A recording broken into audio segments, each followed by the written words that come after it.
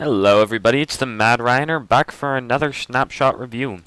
Today is 14W04A and B, depending when you watch this video. B just came out. It's mostly bug fixes, so I'm just going to call this 14W04A.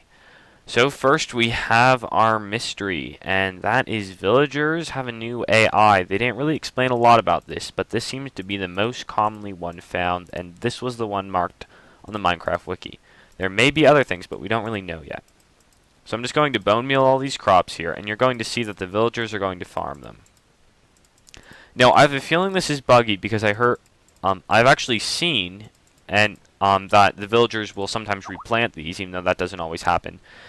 And then that they will make bread for all the villagers to share, but that does not happen either. So this is semi-automatic wheat farm. Maybe when the bugs are fixed, you'll be able to make this fully automatic because the villagers will continue to destroy and replace the wheat whenever it is ready.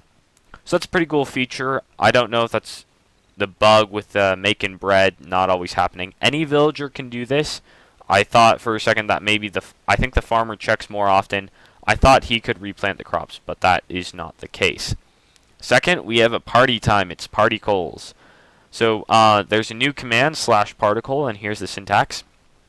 You can't see all of it here, but basically you specify where it is, how big the box is, and what particle you'd like, as well as the speed and how many of them are there. So I chose to do every single particle that the particle command offered, except for breaking and like the dust and stuff of every single block, because obviously it couldn't get through all that.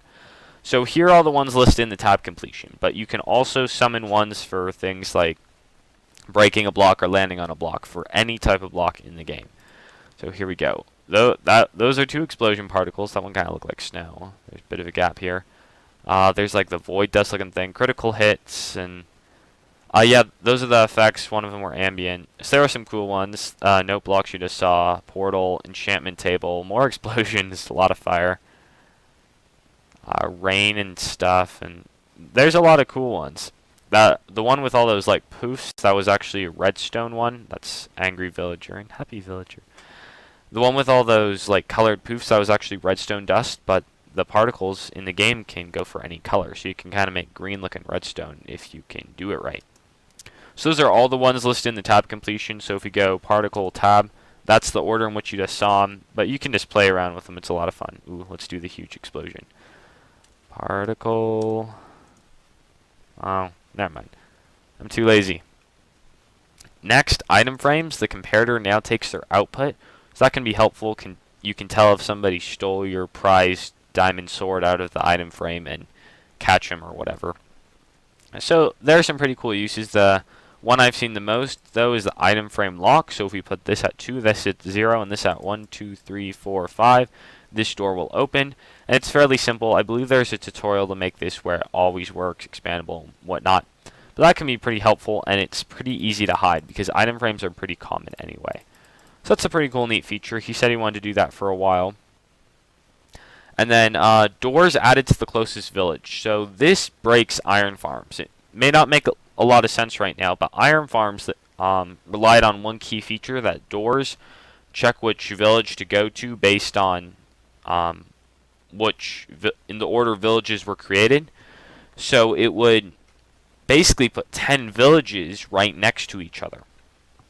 Now, with the door being added to the closest village, instead of checking villages in the order that they are created, that's next to impossible to do. So, but with that, iron golems and pigmen now drop their stuff again. That was after a big uproar when they made it where iron didn't drop from iron golems and gold didn't drop from pigmen. So they turned that back on.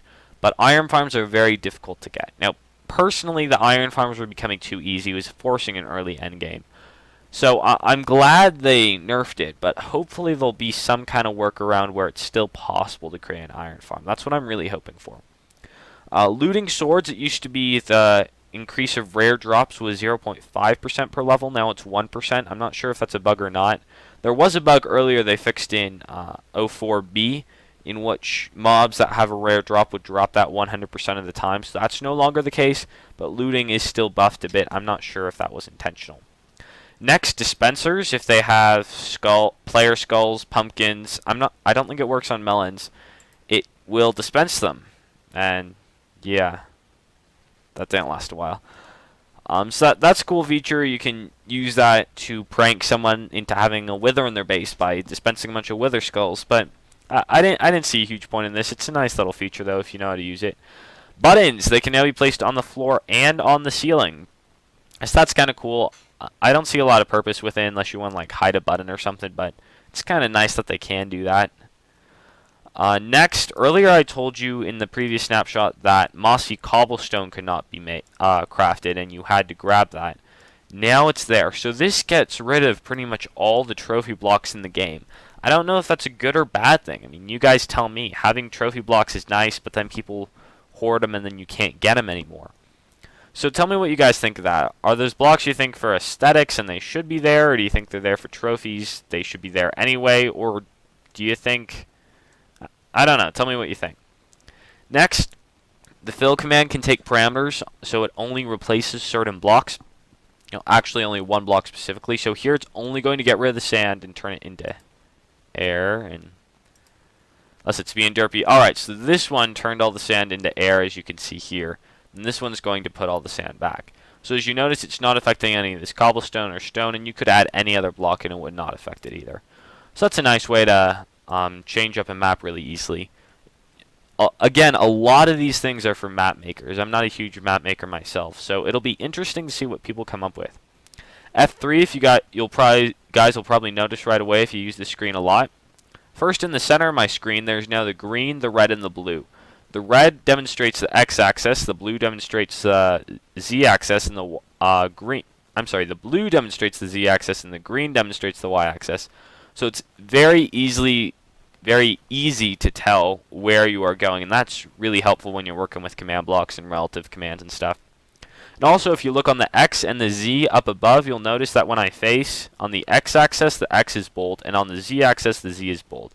Not affected by looking up. Y will never be bolded. But again, that could be very helpful when working with command blocks. So recently, I saw a comment that said 1.8 the map makers update. Now, Dinnerbone has stated that, I think I told you this before, that one of the themes for 1.8 will affect monsters quite a bit and not in the way which you would expect, but we haven't really seen that come through, so it's going to be interesting what they have. Personally, I think they're going to change the mob API, or AI. They've already changed the villagers, so, you see all the wheat's gone now. And they have the potential to do so. They made changing the AI very easy to do. As with all the snapshots, there are a lot of bugs. I found this one especially buggy. Like, I tried to generate this world and it wouldn't load. Actually, I had to close Minecraft and start it all over again.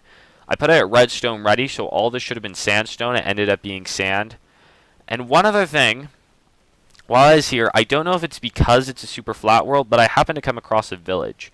And this village is a lot bigger than before.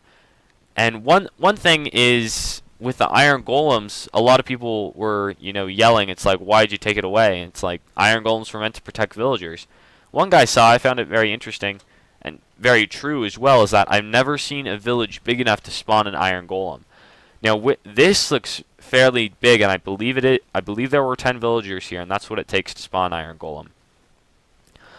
One thing other people were mentioning is that the blacksmith, the building, the lava, was setting the blacksmiths on fire. It's a desert village, so it can't do that. But they think that fire spread may be changed by difficulty. So that's one other interesting thing. And I think that's about it. If you guys have any comments on what's going on, or what do you think 1.8 is going to be, we still don't really know. Just leave a comment or on Twitter at MadRyaner. Thank you guys all for watching. I will see you next time. It's been the Mad Ryaner. Goodbye.